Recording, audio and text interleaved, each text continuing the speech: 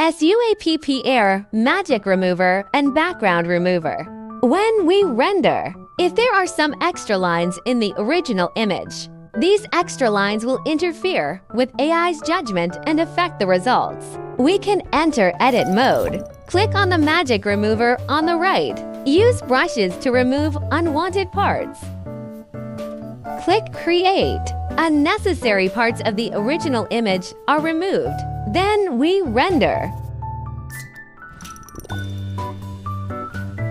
Magic Remover plus Partial Redraw. When we need to modify parts of the image, we can also use the Magic Elimination function. Create. This way the pool in the original picture disappears. Then we click on Iteration. Partial redrawing using image with eliminated pool. This makes partial redrawing more convenient.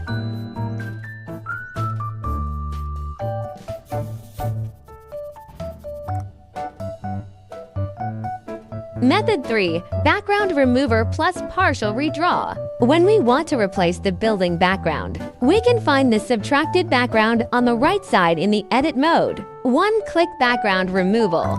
Click Quick Selection. Select the background. Then select the style and render it.